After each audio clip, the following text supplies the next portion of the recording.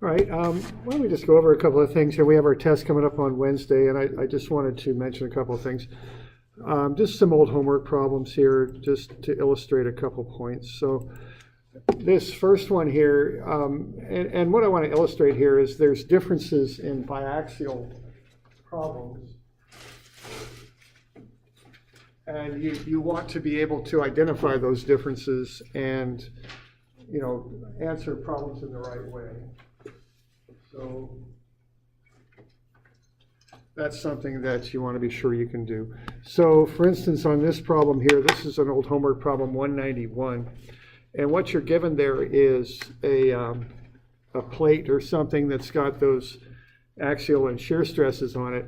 And what you want to do is find the stresses on that element ABC. All right, so what you do here is you find the sigma x, sigma y, and tau xy. Now, the one thing that sometimes people have some questions on is the sign on the shear. And the thing is on this, the reference shear, I always use that one there, okay? It's on the vertical plane, which is the x-plane. So tau xy is on the x-plane. It's always that shear there. And what you want to do is just visualize taking a board, pounding it into the wall with a nail, and then applying an upward force on the right-hand side. And what that board would do would be to rotate counterclockwise. And if that's the case, that's positive. It's just like the moment sign convention. Positive is counterclockwise, negative is clockwise. Okay, so that one's positive. So you want to be sure that that you get that. Okay. All right. Now, once you got that stuff, so we good with that? Now, once you got that stuff, you want to identify the angle to the plane that you're interested in. The angle by default is measured from the vertical plane, counterclockwise, positive. So the angle you would use there would be 60 degrees if you want to find the stress on AB. All right, and then then you just go ahead and double that, get 120, and plug all this stuff into the formulas, and off you go. All right, so that's how that works. Okay, and what you're doing there is you're finding the stress on a given plane. In this case, it's plane AB. So what you've just found then, when you run through this particular set of numbers, is the normal stress on plane AB, which makes a 60-degree angle with the reference plane, is negative 5768. So you could draw up that little sketch. Now that's not the whole sketch, but that of the element, but that's what we just found out. Okay. So we all right with that? Okay. Now you run the numbers, and from the numbers you can draw the sketch. The sketch is important in my view because it indicates that you kind of know what's going on. Not that you're just running an equation, but also that you understand the significance of it and how this particular stress would affect that particular element. All right. Now, so if we're good with that, let's have a look at 201, which is what I just handed back. And I want to point out the differences and similarities in doing those two problems.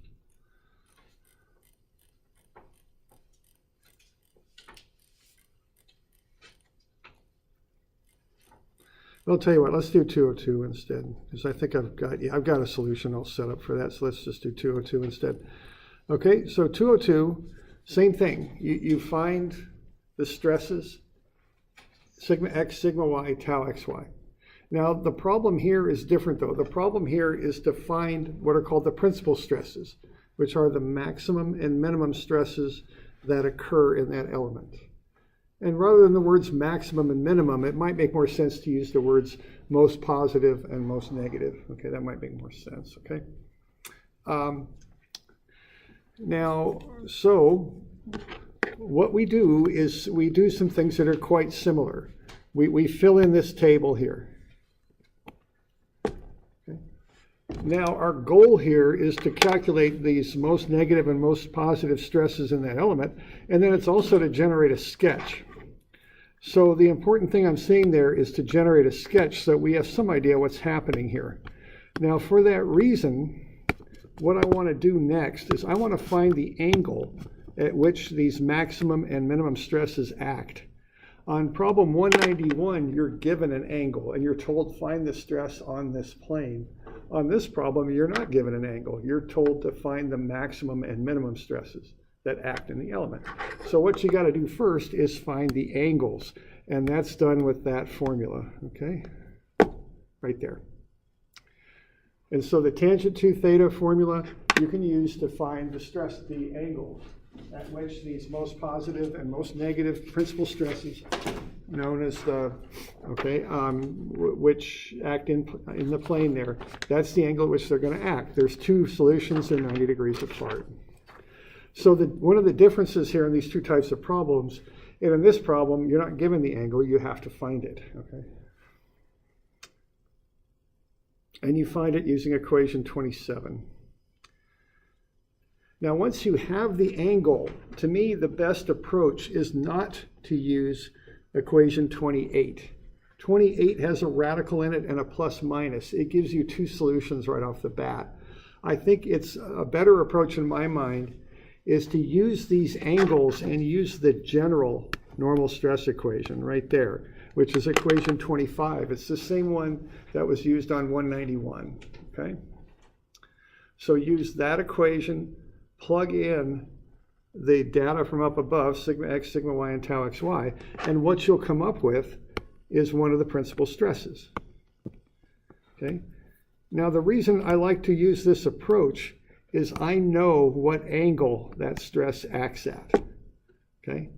If I use the general equation 28, I'm going to get two stresses out, and I'm not going to know which stress acts at which angle. And the problem with that is when it comes time to draw a sketch, I might be in a little bit of doubt of how to do that. Okay, I want to be able to generate these sketches because they really indicate what's happening there. And to do that, it's very helpful if I know which stress acts at which angle. So what I advise you to do on these is to not use that formula 28, but to find the angle using formula 27 and then plug it in to equation 25. That way you can draw the sketches a lot easier. It's easier to know what's happening there, okay? So my main points was just what I just said, and also that in problem 191 you were given an angle, whereas in problem 201 and 202 you have to find it first, okay? All right? So they're different. They're the same general subject matter, but you're asked to do different things. Okay. So are we good with what I'm saying there? All right. And to take this a little further, when it comes time to find the maximum shear in plane, I don't use that equation 29 because I'm not sure quite how to draw the shear sketch. If I really want to draw a shear sketch properly, what I want to do is find the angle at which the maximum shear acts, which is 45 degrees off of the angle I calculated above, and run that through the general shear formula, 26.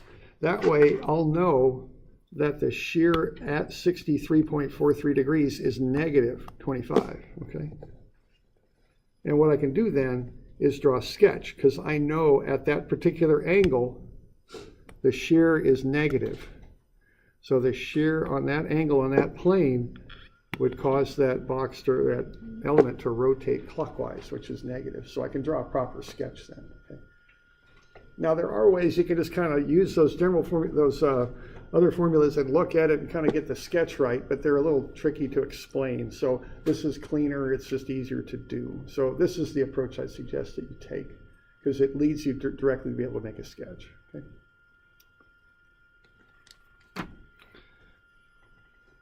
So are we good with that? Any questions on that bit? All right.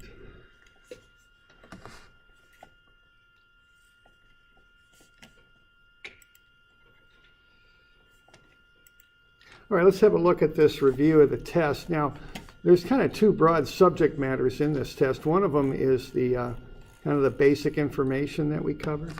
The other is the biaxial stuff. Now, we've been doing the biaxial stuff for a while, and it's kind of complicated, and we work pretty hard at it. But when you study for this thing, remember to study also for the basic stuff too, because the biaxial stuff is, if at most, it's maybe half the test, okay? But get ready for the other half too. And that was a while back. It's rather different. So just remember to go over it so you're able to do it again, okay? So I want to caution you on that. I've seen instances in the past where people didn't really do that, and we want you to do that, okay? All right, so what we got going on this exam is simple stress and strain. So that's for stress, it's sigma and tau. For strain, it's epsilon and gamma.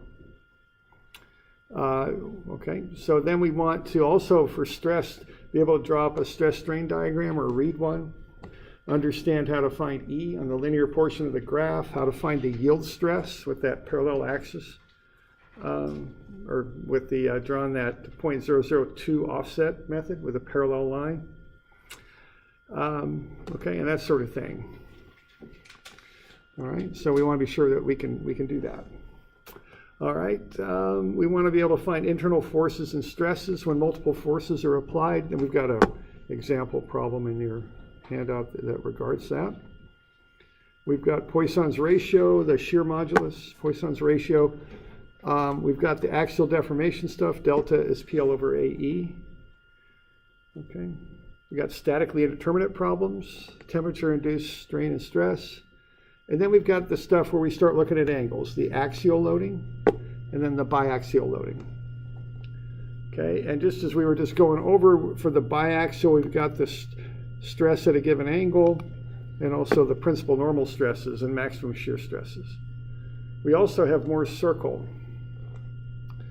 and drawing up sketches and knowing what things look like if they fail. Okay. We've got some vocabulary there.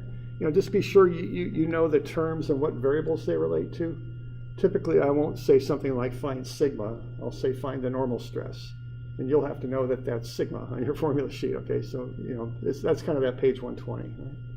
Just be comfortable with that. All right, we got all these different words that start with the letter D. They all stand for delta. So deflection, deformation, displacement, delta, they all mean the same thing, okay?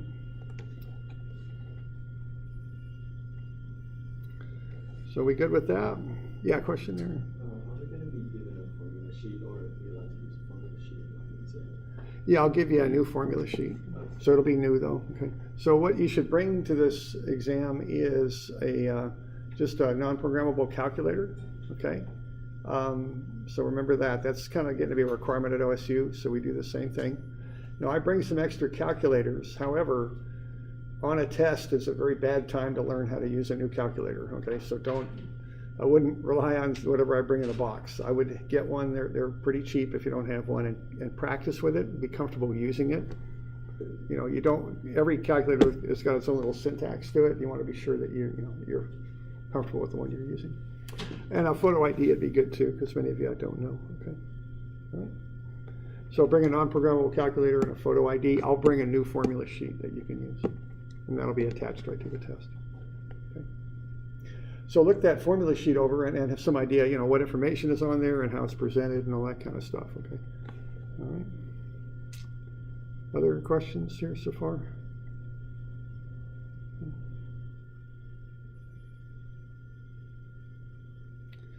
All right. All right. Now I gave you some example problems. Now, one thing I want to caution you about right away is look at these, but also look at your homework, look at the stuff we did in class. I've had people that did the test review, and then they're a little surprised when I ask something different than what was on the review, and that's not quite how it works. Okay, I'm just giving you this so that you have some idea what my questions look like and how they're presented. I just want everybody to be kind of on a level playing field, so to speak. So that's why I give you this. Be sure you're looking over your homework and all that. Okay. All right, on this one, we've got a stress-strain curve, and what you want to do there is find E, okay? Now, what you do to find E is the modulus of elasticity. You want to find the slope of the graph, but very importantly, you find it at the place where the graph is straight, okay? So what you do there is you find a nice convenient point like you see there where you can identify both the stress and the strain pretty easily. That point that I've identified, the stress is 2 megapascals and the strain is 0.004. And you just find the slope of the line. You just divide the strain into the stress. And in this case, it's 500 times 10 to the 6. That's about it. Okay.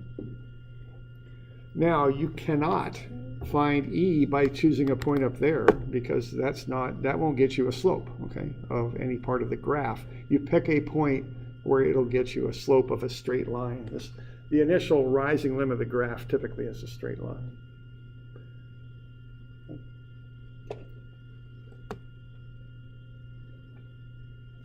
So we got any questions on that? Okay. So there's an example with a stress strain curve. Okay.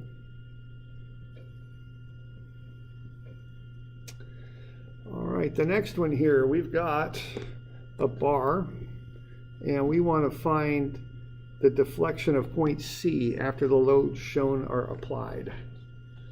All right, so what you need to do then is you've got to find delta B kind of with respect to A. Okay, so we're assuming that A is the set reference point.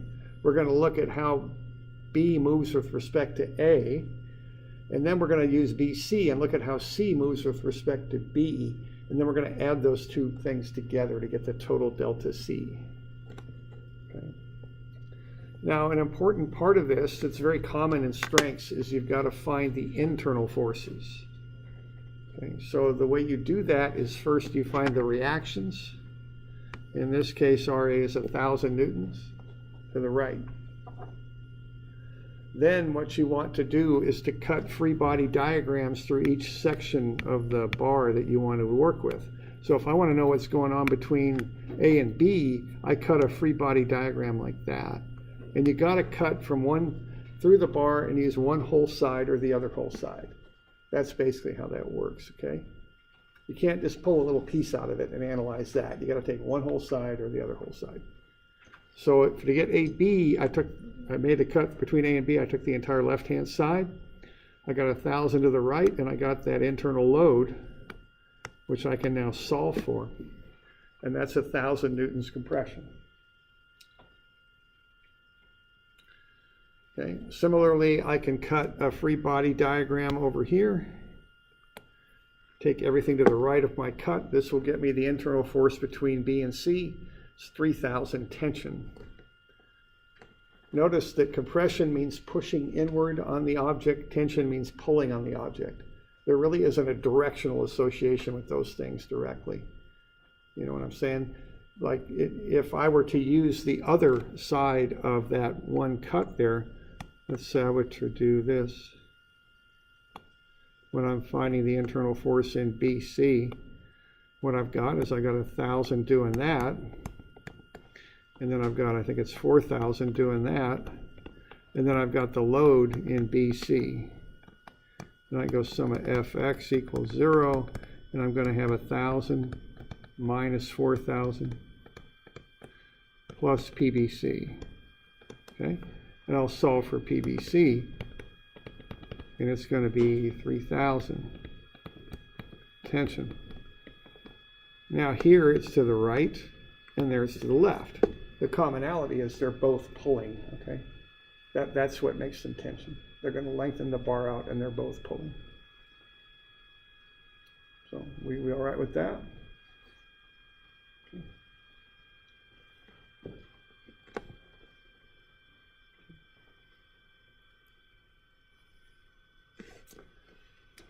So once I find those internal forces, then I'm going to find the deltas. Now delta is PL over AE. So I'll take the loads times the length of the bar between the 2 points, divide it by the area, and divide it by E. What that'll get me is the delta for each little section of the bar. To find the total delta, then, I add the two together. So every time I've got a change in load or cross-sectional area or something like that, I got to cut a new section and analyze that separately. That's what I got to do, okay? And the effect on delta there is cumulative. I start at A, I work to B, then I go from B to C. Okay.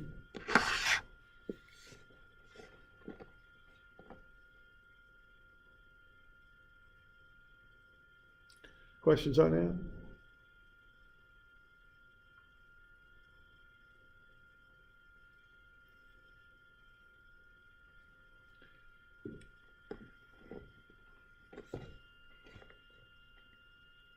Okay. So we're doing the internal forces, and we're kind of working our way out step by step from A to C to get delta C. That's what we're doing.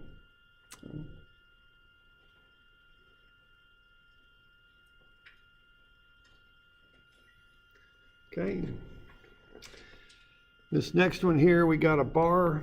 We showed the initial dimensions of it at 30 degrees. It's fitting in those supports. Then the temperature goes up. Let's find the maximum normal stress and shear stress in the bar. All right, on the top there, I'm just doing some basic information. I'm getting the cross-sectional area of the bar, though I don't know if I really needed that one or not.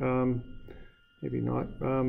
Then I found the change in temperature, 12 degrees. Then I find the strain due to temperature, it's 0.006. That's the proportional lengthening of the bar. All right, but what I want then to find delta due to temperature is to realize that epsilon, the strain, is delta over L. So delta is epsilon times L. 0.006 times 0.58, it's 0.00348 meters. Okay.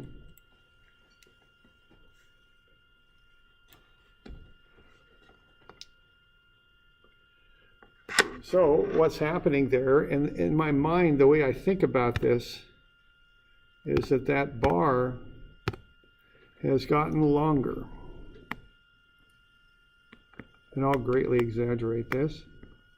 I think of that bar as starting off in this situation, and delta is 0.00348. Then what I think about is there's a force exerted by the wall that's got to push the bar back to its original length. That's how I think about this in my mind. It's getting hotter. The bar's trying to get longer, but the walls won't let it, so the bar's in compression. That's what's happening there. All right. Now I know that delta is PL over AE, and P over A is sigma, the stress. So delta is stress times length over E. So if I want to find that stress, I can take delta E divided by the length. And that's 16,800 newtons per square meter. So there's the stress in the bar, the normal stress.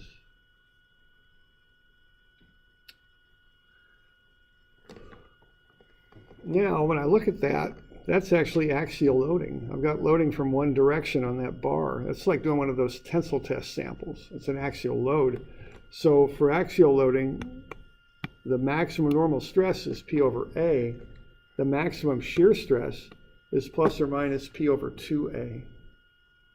So if I take that normal stress and divide it by 2, I'll get the maximum shear. And there's always a plus or minus on shear, so it's plus or minus 8,400. And that comes from the fact you've got axial loading on that thing.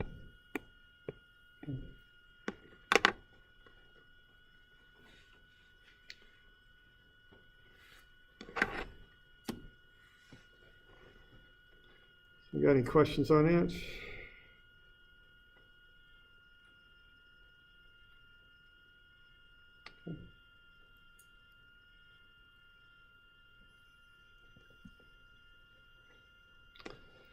All right. The next in there, you got a block of material and you got a load applied. Now, what I notice here is that the load is parallel to the support. Okay, there's the load, here's the support right down there. If the load is parallel to the support, that's shear. Okay. So what I want to know is how far will point A move to the right. Okay. So I want to recognize that that's shear loading. And then what I want to do is go with some fundamental definitions here. The A is the area that's attached. Okay. So when you're looking for the area on one of these, look at what's attached to the support. And that's 0.28 by 0.17. It's 0.00476 square meters. That's the area. Okay. The length then is the third side. Two sides are attached for the area. the length is the third one. So that's 0.36. So there's A and L.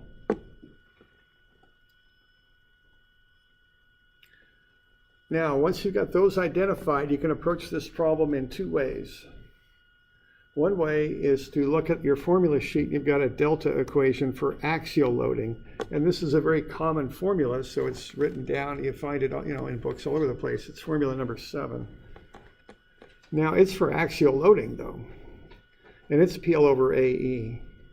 Now, shear delta is rather less common, so you don't usually find that formula for shear, but you can modify it for shear quite easily. Just change the P to V, because for whatever reason, the shear load is called out by the letter V. And perhaps more importantly, remember to change that modulus elasticity E to the shear modulus G. Okay. Now notice on these tests, I'll give you all the material properties, not just the ones you need, but I'll give you all of them. You got to know which ones to use. Okay. So that's quite common that I'll do that. So you can take that axial loading delta equation and modify it for shear and get 0.05672. Okay. So that's how far over that point would move after the load was applied. Now, you can also do it the long way. Get the shear stress, V over A. Find gamma, which is the shear strain, which would be tau over G. And then once you got that, multiply it by the length. You get the same answer. What this equation does is take those 3 steps and just combine them into one equation, so it's quicker. But you do have to remember to, very importantly, change that E into a G. Okay. Because that equation is made for axial loading. You want to change it to an equation for shear loading.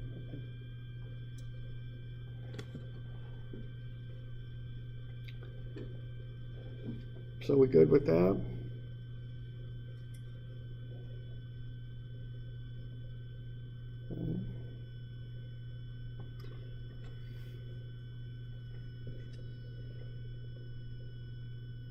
All right.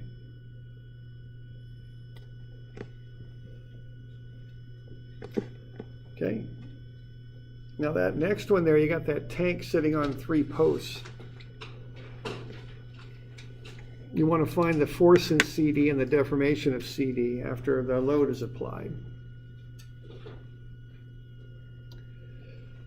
Now, what you've got there is you've got a downward force with 3 supports. So what you have to recognize there is that's statically indeterminate. You can't solve that with just using statics. Okay? So that's a statically indeterminate problem. So step number 1 is to use the statics that you can on it. Okay. So the first bit of statics you can use is that the sum of forces is 0. So you know the forces in each, and the sum of the forces in each of the posts is 180,000. Okay, we know that. We can also do a moment about C and also look at some of the symmetries there and conclude that the load in AB is equal to the load in EF. So putting those 2 equations together and using statics, I can take it that far. I know that EF and AB are the same, so 2 times the load in AB plus PCD is 180,000. Okay, that's from statics. Okay. Also, I know I'm going to do some strengths with this too, because I'm going to use delta as PL over AE. So to do that, I'm going to need areas. So pi r squared there for the areas. Okay. Okay, now the one important thing here, and one thing that I've seen, I've been teaching this class for a couple of years now, you might say, and I've seen the common errors that people make. And one error on this stuff is, or one thing that you really want to recognize is that's statically indeterminate, because that determines how you approach it. So be sure that you recognize these things for what they are, that you can't solve that with statics. And you need reaction forces to solve it, and you can't get them all with statics. Okay.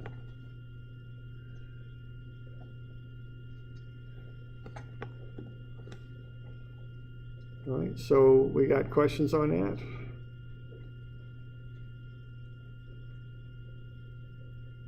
All right. So that gets you the statics there.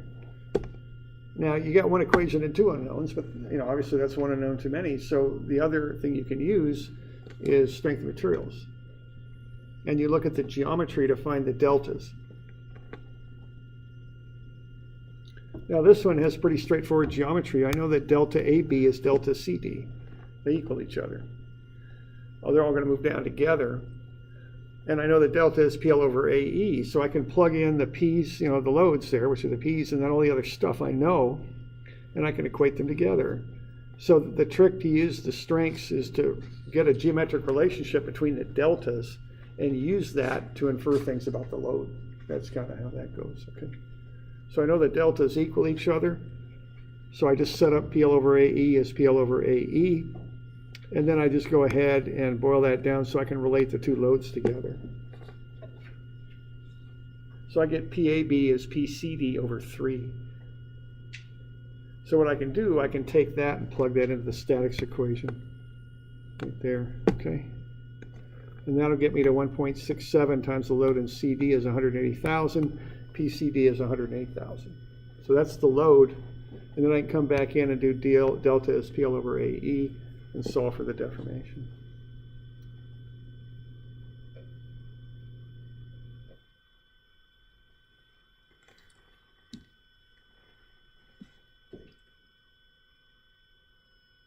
Questions on that?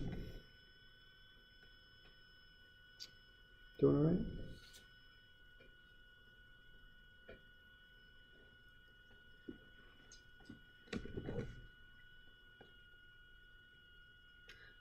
All right.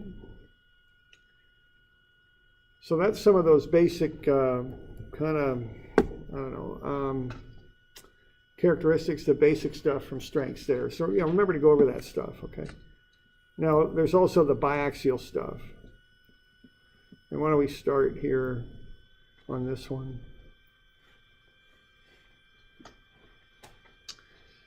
All right, so this one, the question there is to find the stress on AB, the normal stress on AB. And then also, if that plate fails, what will it look like after it fails? So this one, I'm given an angle. I don't have to calculate angles. It's 48, okay? So what I do, I just write down sigma x, sigma y, and tau xy. 110, 90, look at that. That one's pushing up. If I take my book and I hold it against the wall and I push up on the right-hand edge, the book will start to rotate counterclockwise, so that's positive, okay? That's a positive 30. I've got the angle, it's 48, so I just plug everything in. Run the numbers, and I get 129 megapascals tension. Okay.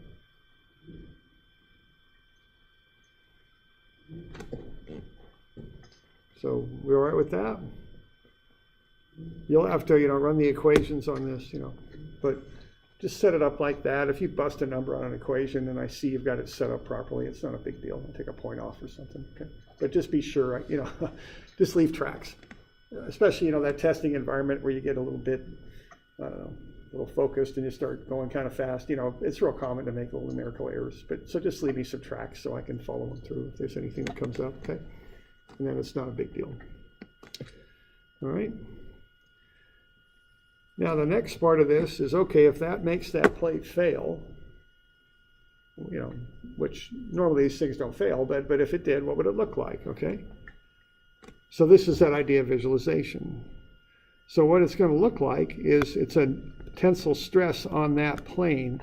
Now tensile stresses are called normal stresses because they're normal to the plane, okay? So tensile stresses would be pulling on that, pulling it apart on the plane. They're normal to the plane, not along the plane, but normal to it. They make a 90-degree angle with it. So if that thing were to fail, it'd look like that, okay? It'd pull apart. Okay.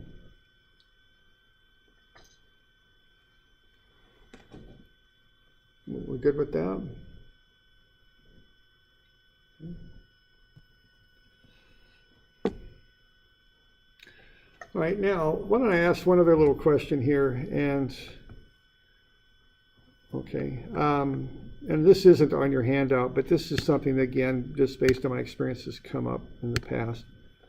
And let's say I said find the shear stress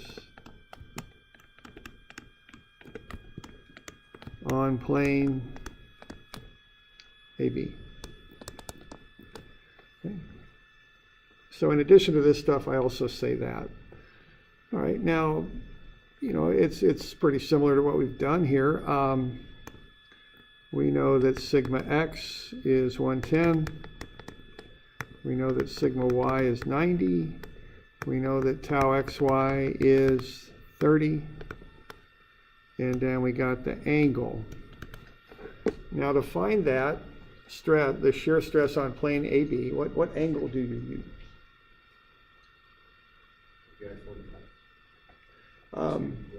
Okay.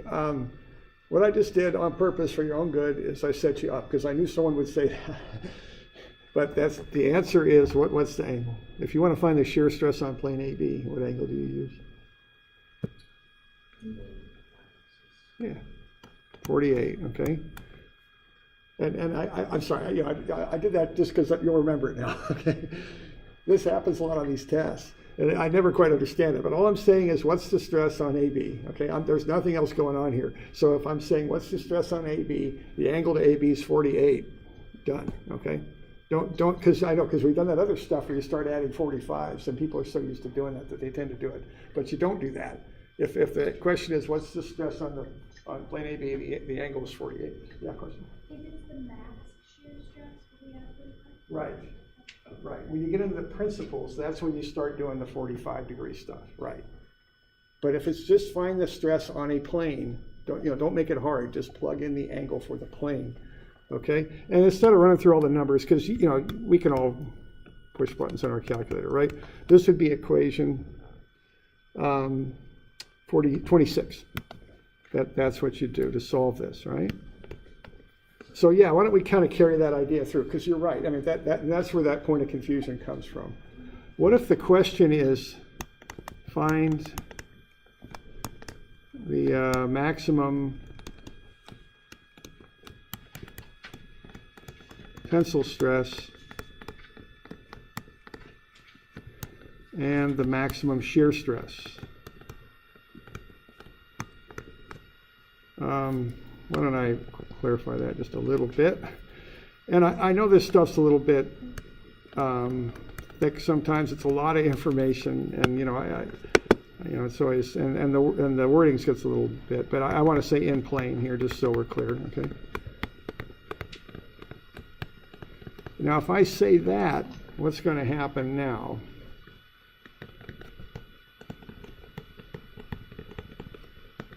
This stuff doesn't change. This stuff never changes because the stresses in the given directions just are what they are, right? I mean, there's nothing to change there.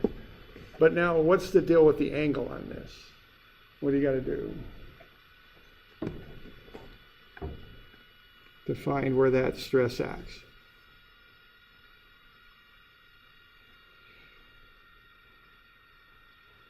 Okay. You got to do this, okay? Because you don't know where that stress acts. I didn't tell you where it acts. I just said find the biggest one. So you're going to do this now, okay?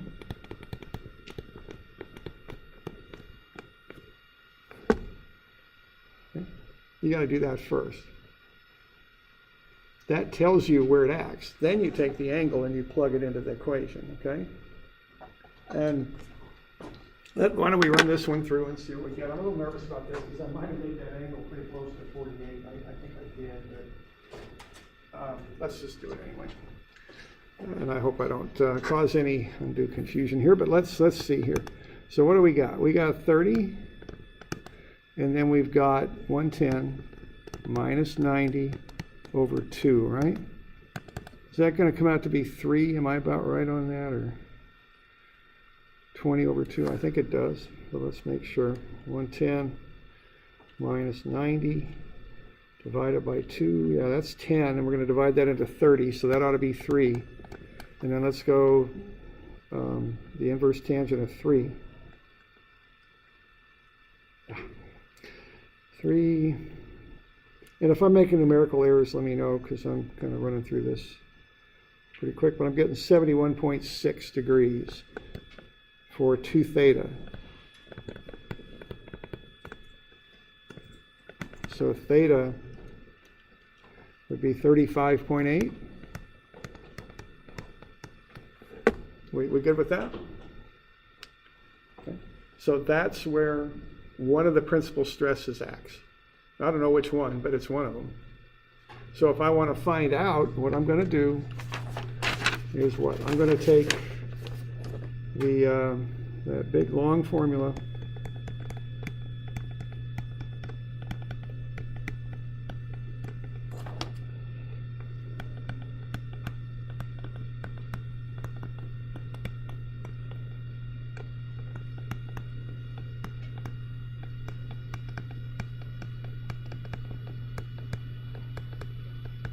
that one. Now I'm going to plug into that, right? Now the advantage of this approach is I'm going to know what this stress is and what angle it acts at. Okay? That's why I like to do it this way.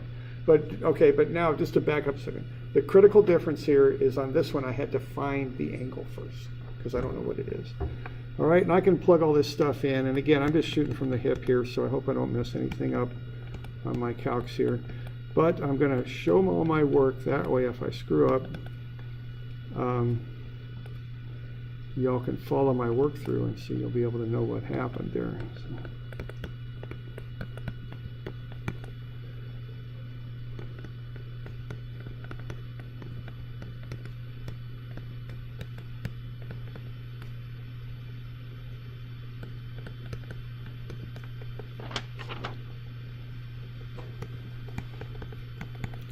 Is that 200 over 2? Is that 100? And then 10 times cosine 71.6. And that ain't going to be too big, is it? About 3.2. I think I'm doing all right here. And then we're going to add 71.6 sine times 30. 28.5. So we get 103.2 plus 28.5, 131.7. Okay. And are we in megapascals? I think we are. And that's at 35.8 degrees.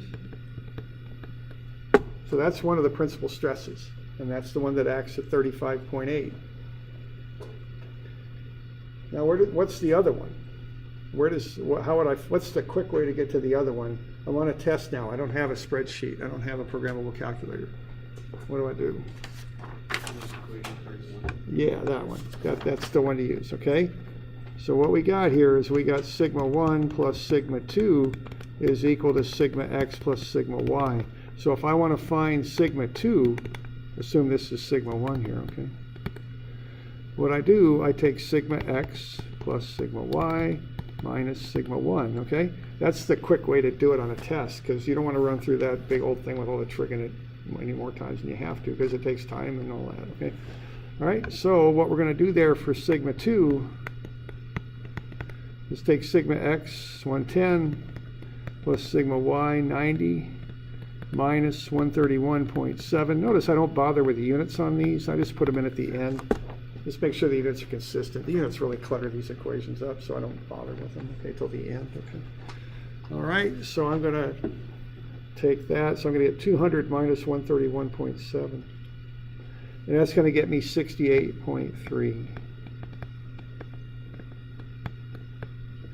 Now, where does that one act?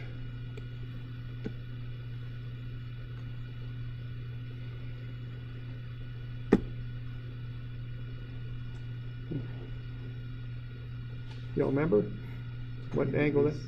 90 degrees. Yeah, 90. Yeah, right. This is the one. See, the principles act on planes 90 degrees apart. Okay. So that'd be 125.8. Okay, and what that is 35.8 plus 90. Okay. You doing all right with that? So the biggest stress is the one at 35.8. It's 131.7. So if I'm going to design this thing for tensile stress, that's what I'm going to design it for. Okay. All right. So we doing all right with that stuff? Okay. Yeah.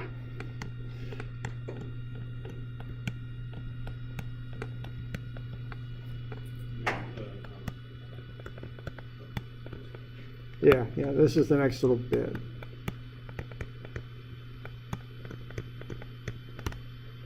Okay, so how do you find this angle where this thing acts? What do you do? This is the bit with the 45. And I brought this up specifically because it comes, it's a confusing point for people, and that's why I wanted to kind of go over this. Because I just see people, I remember the first time I did this, I thought I was giving people kind of a gimme, find the stress on this plane, and people start adding 45 to the angle. I'm like, oh my goodness. Then I figured out, okay, here's why they're doing this. And so I figured I'd do this in a way you'd remember it. Okay, so that's 80.8, I think. Okay, and then you just take, again, if I want to be able to draw a sketch and I want to know sines and all that, I want to use that general formula and plug the angle in. This will get me tau max in plane. And that's going to be tau x1 y1 at 35.8 degrees. And that's going to be minus sigma x minus sigma y over 2 sine 2 theta plus tau xy cosine 2 theta. Okay. And then I just plug in. Okay. And what that's going to be is minus sigma x. And I guess that's 110, isn't it? Minus 90, which is sigma y, over 2 sine of 71.6 plus tau xy, which is 30 cosine 71.6. There we go.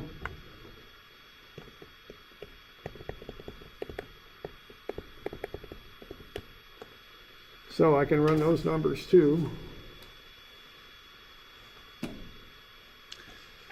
All right, so is that a minus 10 to start? So 20 over 2 is 10, negative sign. Then I'm going to take 71.6 times that negative 10. I'm going to get that. So let's try that again. So 71.6, take the sine of that, times 10, negative 10. So it's negative 9.5.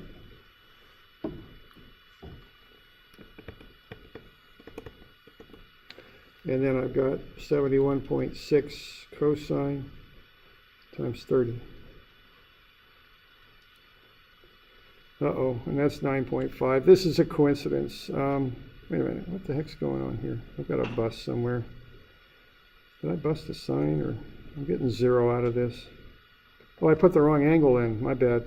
Okay, that's why I came out to 0. Okay, because I put it in the wrong angle. It's not 35.8, it's 80.8. There we go. Let's try that. Okay, my bad. I just put the wrong number in. Okay.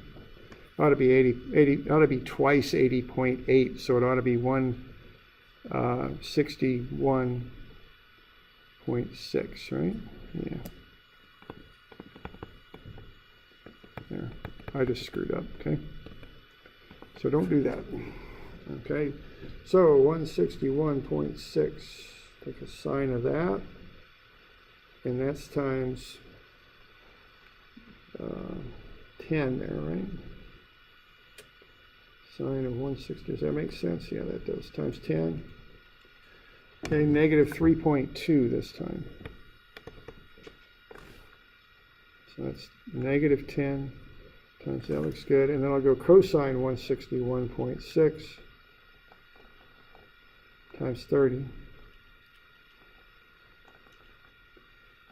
and that's minus 28.5.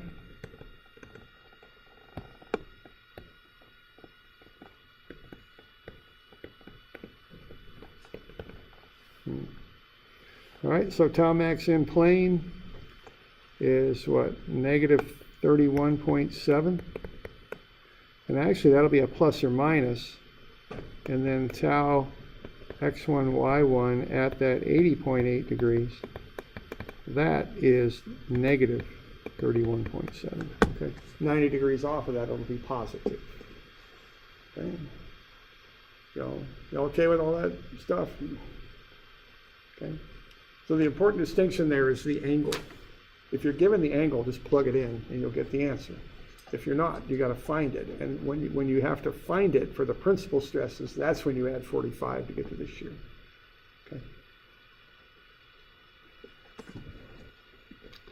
Okay, are we good with that?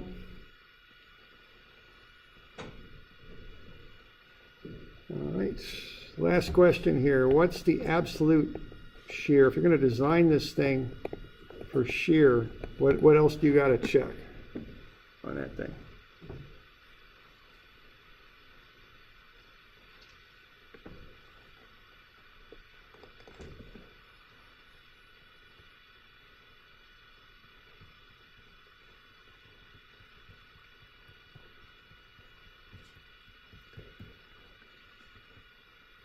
Okay, the formula for that is what? Sigma max minus sigma min over 2. Okay. What's the biggest normal stress you got in there that we just ran through up above? What's the biggest one?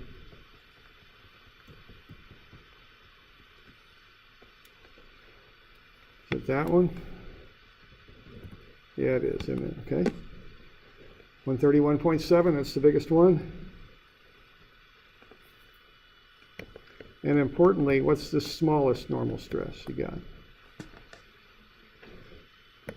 0, okay? It's sigma z, okay? That's the thing on that, okay? You always have that sigma z potential there, the one that's always 0 in biaxial loading. So remember that, okay? And I'm setting you all up. I'm sorry, but you remember it better, I think, if I do. Okay. All right. All right. So this is the out of plane shear, and this is going to be the big one, isn't it? 65.9.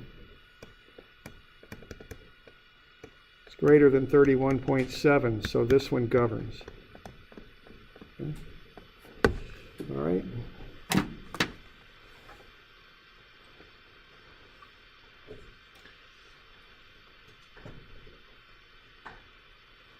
So that's a lot of scribbling there, but which is one of the problems with this subject matter, is it's very calculation intensive. But you all good with that? You get that? Okay. Yeah. So I guess my tricky thing is when there's negative signs like compressive versus tensile. So what would happen if one of the sigma 1 or principal stresses was negative? Okay. Would we just use the larger absolute value in that? Okay. Yes, right. Yeah. Okay. Yeah, that's a good point. You see, in mathematics, minimum is to the furthest left on the number line. That's kind of how they think of minimum, right? But in this field, minimum is an absolute value thing. So I think of a negative 100 as being bigger than a positive 50. Yeah. So it's okay. So take the biggest numerical value, however you want to say it, biggest absolute value, however you say it. Okay.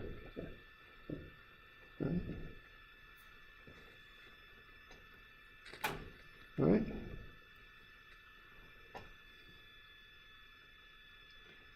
So that might have been more than what you were looking for there, but that's probably good to go over that just to clarify some of that. Okay. All right. The last one there, if we're good on that, is Morse circle. I'll give you one of these. Now, I won't probably ask you the full 9 yards on it because it takes a long time to go through this thing, but be comfortable using it. So here we just want to find the stress on CD, I think. And I might have a typo in your handout. I think I have plane AB, then it says CD points on it. Is that what it says? Okay, it means plane CD. It's just a typo. Okay. I changed the wrong thing. Okay, plane CD.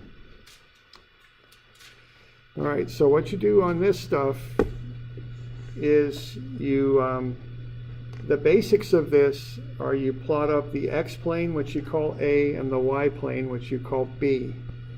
Okay? So the x-plane is 12 minus 28. I'm just pulling that right off of the x-plane. Normal stress is 12, shear is 28. That goes down. If I hold my book against the wall, push down on it, it'll rotate clockwise. That's negative. Okay. The y-plane is positive 72, positive 28. And then I want to find the center point. So I average 12 and 72, and I average negative 28 and 28, and I get 42, 0.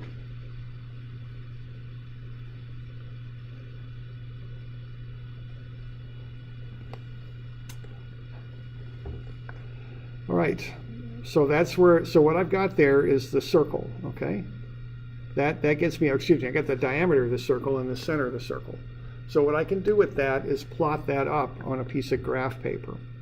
Now, when I do that, if I give you one of these problems, and I'm pretty sure I will, I'll give you graph paper, okay, with it. Now, you don't have to plot up a perfect circle, I don't care about that, but I'll give you some graph paper to do it with. Now, the important thing here to remember is that shear is positive down. That's one funny thing about Morse circle. They had to do that to make the angular relationships work out right. So that's how it's done. Now, I don't put the axes in until after I draw the circle. I draw myself a nice big circle in the middle of the paper. Then I say, okay, how do A and B relate to each other relative? What I'm thinking about is what quadrant are they in? Okay? It looks to me like A has got a positive x and a negative y, which is up. So A's up here somewhere. B has a more positive x and a positive y unfortunately being down the way this is drawn. So B's kind of in there, okay? Then I draw them together and I plot up the center point. After I've done that and I put the numbers on them, then I put the axes in, okay? Because if I put the axis on there first, I might end up with a little teeny circle way off to the right or left or something, and that don't work so well. So I draw a big circle in the middle first, figure out where A and B are, then put the axes in. Shear's down. Okay. From there, it's based on right triangles a lot. Okay. So you want to build your first triangle from the center. I usually go to point A is what I do. Okay. There we go. There's the first triangle I'm going to use. I know this height is 28. That's easy enough to see. Now the other one, you got to remember, the center of this circle is not at 0. It's at 42. I'm going back to 12, so I'm going 30. I'm taking 42 minus 12, and that's where that 30 comes from. Okay.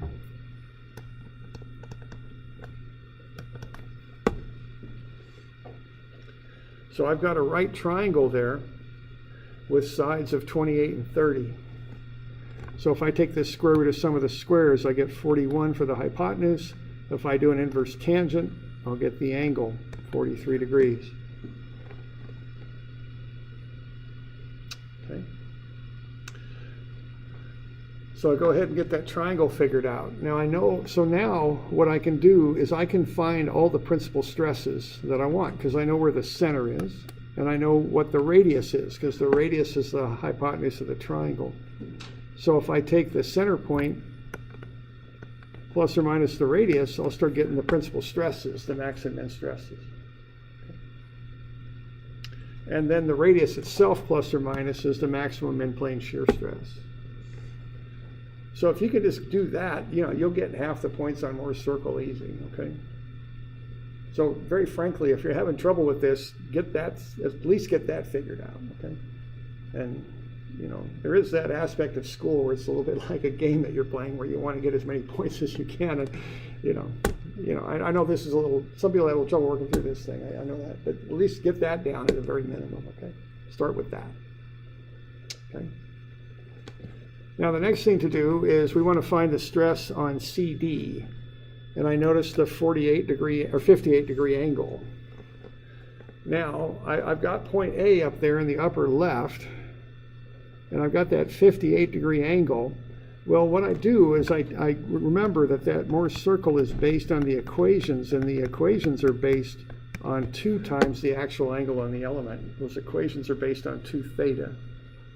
So I got to double the angle that is happening in reality, the 58 degrees, and double it, and I'll get 116.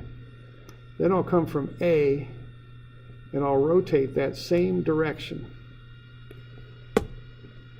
counterclockwise, but I'll double the angle. So I'm going to start at A, and I'm going to go 116 degrees around that way, counterclockwise, to identify another point on the circle. All right? Now, 43 degrees will get me to the x-axis there, the sigma axis. So if I take 116, take away the 43, that means where I'm at is 73 degrees below the x-axis.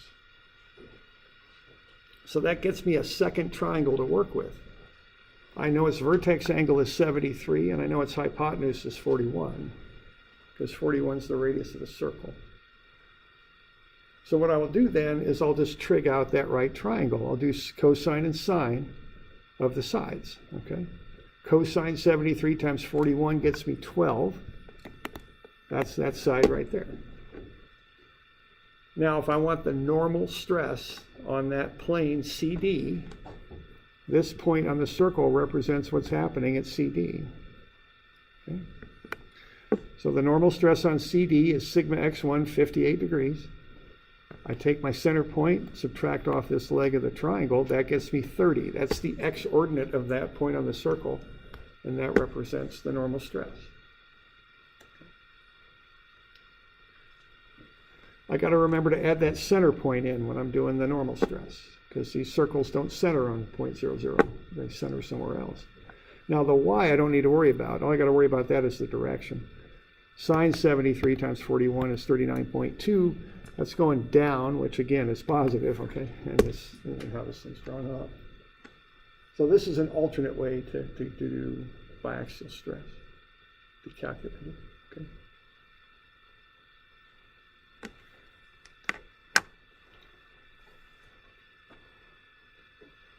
So we doing all right with that business? Yeah, question? I don't know if you have time to go over it, or maybe I should visit your office hours just after. But problem, I think it was 212. 12, okay. I was trying to use the same kind of method of adding the 90 to get the principal stress angles and stuff, but it was kind of different. Were you doing more circle on 212? Yeah, more circle. Yeah. Okay, why don't we just look at it real quick because it relates. So, do we have any other questions I want to just get before we go jumping off though? Okay. So a little clarification on 212. I tried doing it kind of like the same method as 211. Yeah. But then when I look at your solutions, it was just quite a bit different. The geometry differs. It depends on how the geometry is set up. The general approach is the same, but you can get into different geometric situations with these where you kind of, the challenge often comes about in figuring out what angles to use on the circle. If, you know, and I can't remember this. Here's 211. Okay, 212 right here. Okay. All right, so 212, you've got points A and B.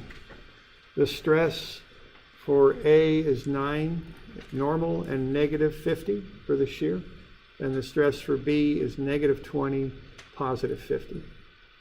So that's where these numbers come from right here. We're good? Okay. Find the center point, and that'll be negative 5.5 comma 0. That's the center of the circle. Good? Okay. And there's a key for this. It's on page 13, I think. Yeah. Okay. All right, so I've got those highlighted. So that's the diameter of the circle. Up here, I've got 950, and that's negative 50 for the shear. So I've got a positive x, a negative y, which in this system is up. Okay. On the other side, I've got b, which is minus 20, positive 50. So the positive 50 means it's below the x-axis. Notice that 9 is to the right of negative 20. That's why I've drawn them, you know, in their positions. You do want to start with that diameter in the proper location. All right, so I start there. That's step one. Let's just get the basic circle drawn. Okay. Step two is to figure out that triangle there. So I draw a triangle from the center to point A, right there, and I figure out the legs of the triangle. The y side is 50. The x side goes from negative 5.5 to positive 9. So the x side is 14.5. All right, good. Then I figure out the triangle. Square root of sum of the squares gets me the radius, the hypotenuse of the triangle. Arctan gets me 73.8 degrees. Okay, so that's where I'm at now. Okay. Now, what I can do is I can find the principal stresses now. I know the center's at negative 5.5, and I know the radius. So I take the center minus the radius. That gets me one of the principal stresses. Center plus the radius gets me the other one. So they're negative 57.6 and 46.6. The maximum shear is plus or minus the radius. Okay. Now, I bet the tricky part on this is going to come about with the angles. And what we want to do next is we want to figure out what's happening on that plane. And this copy is a little messy. Is that angle 34 degrees in there, I think? I think it is. To that first plane? Is that correct? 34? I think. I can't read this very well, but I'm pretty sure that's a 34. Or actually, maybe a 36. I think the given angle to that plane is 34, as near as I can tell. Oh, yeah, 34. Because that's the last thing we want to do, right? Okay, all right. So to get to that plane there, oh, okay, let me back up. This is the angles to the principal planes. So what I'm doing here, now this gets a little tricky, and there's no set formula to do this. You have to look at the geometry. What I'm seeing here is to get from A, let me get a different color here that'll contrast a little bit. There we go. If I want to get from A to the plane that represents sigma 2, what I'm doing there, I'm going clockwise, 73.8. So if I take half of that, that will get me the angle to the sigma 2, one of those principal stresses. It's negative 36.9. Okay. Now, if I want to get up to where the shear stress is maximum in plane, I go, okay, I've got a 73.8, take 90 minus that, I get 16.2, but in reality, I take half of what I get off the circle. It's 8.1 to get to the plane where the shear max is.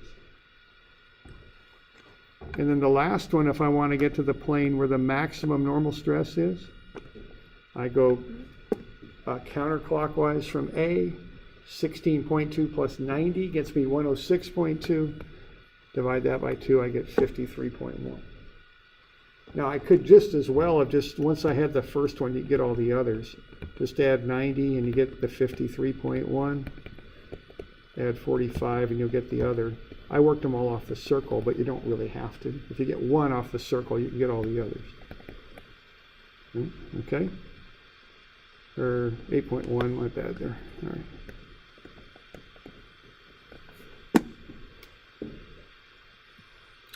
All right, now the last bit is to figure out what's the stress on the plane that makes a 34-degree angle with the vertical. That's plane CD. So what I'm going to do there, and this is a little messy here, but why don't I kind of outline this? What I'm going to do is I'm going to start at the point that represents A. I'm going to go counterclockwise twice 34. That'll be 68. Okay. And I'm going the counterclockwise direction from there. 68 degrees on the circle. Okay, now I got to figure out this triangle here that I've outlined over here.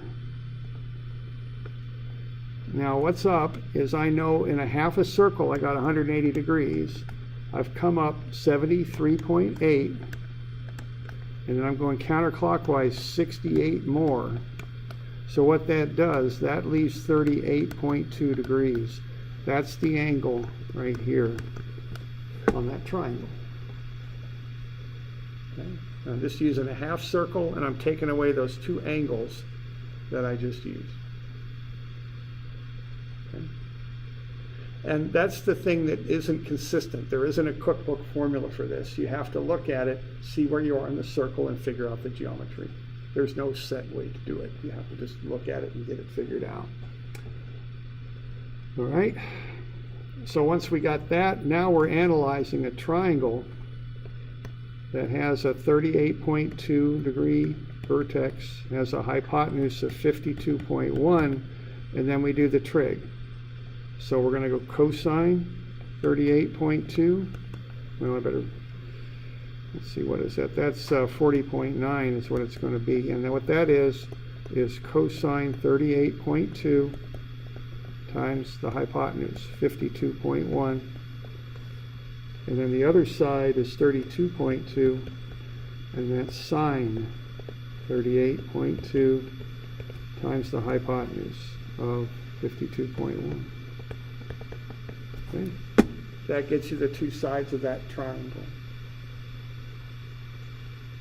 And then once you've got those, you have to work through the center point. So if you want to find sigma x1, and I know this is getting to be a bit of a mess, I'm sorry about that, but sigma x1, what that's going to be is the negative 5.5 minus 40.9. And that'll get you negative 46.4. And then tau x1, y1 is going to be 32.2. Negative, because it's above the axis. Okay. You doing all right with that?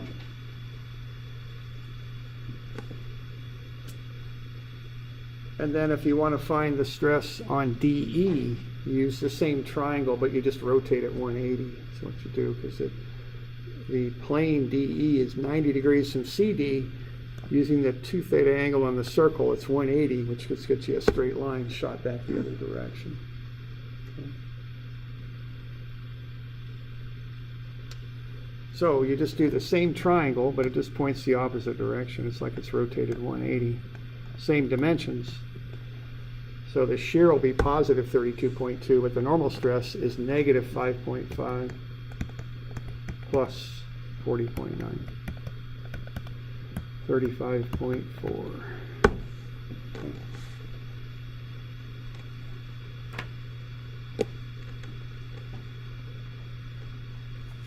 Questions on that? Okay. All right.